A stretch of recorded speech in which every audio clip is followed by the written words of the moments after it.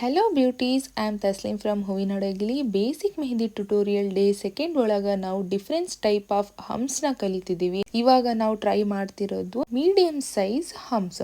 So ಈ ಹಂಪ್ಸ್ನ ನಾವು try ಮಾಡ್ಬೇಕಂದ್ರೆ ಒಂದು ಲಾಸ್ಟ್ ವಿಡಿಯೋದಲ್ಲಿ ನಾವು ಕಲ್ತಿರೋ ಹಾಗೆ ಒಂದು ಲೈನನ್ನು ನೀವು ಎಳ್ಕೊಳ್ಳಿ. ಆ ಲೈನ್ ಡ್ರಾ ಮಾಡ್ಕೊಂಡ್ಮೇಲೆ ಅದರ ಕೆಳಗೆ ಒಂದು ತೆಳ್ಳಗೆ ಆದಂತಹ ಹಂಪ್ಸ್ನ ನೀವು ಟ್ರೈ ಮಾಡ್ಕೊತ ಹೋಗಿ. ತೆಳ್ಳಗೆ ಇರಬೇಕು, ಅದು ಒಂದೇ ಶೇಪಲ್ಲಿ ಇರಬೇಕು, ಒಂದೇ ಸೈಜಲ್ಲೂ ಇರಬೇಕು ಕೂಡ.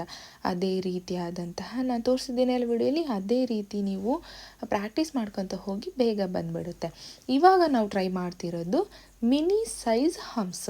ಇದು ಮಿನಿ ಸೈಜ್ ಹಂಪ್ಸ್ನ ಒಂದು ಟ್ರೈ ಮಾಡಬೇಕಂದ್ರೆ ಅದೇ ರೀತಿಯಾದಂಥ ಒಂದು ಲೈನ್ ಇಟ್ಕೊಳ್ಳಿ. ಅದರ ಅದೇ ರೀತಿಯಾದಂಥ ಸಣ್ಣ ಸಣ್ಣ ಸಣ್ಣ ಸಣ್ಣ ಸಣ್ಣ ಸಣ್ಣ ಆದಂತಹ ಒಂದು ಹಂಪ್ಸ್ನ ನೀವು ರೆಡಿ ಮಾಡ್ಕೊತ ಹೋದರೆ ಇದು ರೆಡಿ ಆಗಿಬಿಡುತ್ತೆ. ಲಾರ್ಜ್ ಶೇಪ್ ಹಂಪ್ಸ್ನ ನಾವು ಟ್ರೈ ಮಾಡಬೇಕಂದ್ರೆ ಒಂದು ಗೆರೆನ ಎಳ್ಕೊಂಡು ಅದರ ಕೆಳಗೆ ರೆಫರೆನ್ಸ್ ಗೆರೆನ ಎಳ್ಕೋಬೇಕಾಗುತ್ತೆ. ಇದರ ಉದ್ದೇಶ ಸೇಮ್ ಸೈಜ್ ಬರಬೇಕು ಅನ್ನೋ ಕಾರಣಕ್ಕೆ ಮಾತ್ರ. ಇದನ್ನ ನೀವು ತೆಳ್ಳಗೆ ಗೆರೆ ಎಳ್ಕೊಂಡ್ಮೇಲೆ ದಪ್ಪವಾದಂತಹ ಹಂಪ್ಸ್ನ ನೀವು ಟ್ರೈ ಮಾಡಬೇಕು. ಅದೇ ರೀತಿ ಆ ಟ್ರೈ ಮಾಡಿದಂತಹ ಹಂಪ್ಸ್ನ ಮೇಲೆ ದಪ್ಪದಾಗಿ ನೀವು ಇದನ್ನ ಥಿಕ್ಕಾಗಿ ಅದರ ಮೇಲೆ ಡ್ರಾ ಮಾಡಬೇಕಾಗುತ್ತೆ, ನೀಟಾಗಿ ಕಾಣಲಿ ಅನ್ನೋಕ್ಕೋಸ್ಕರ.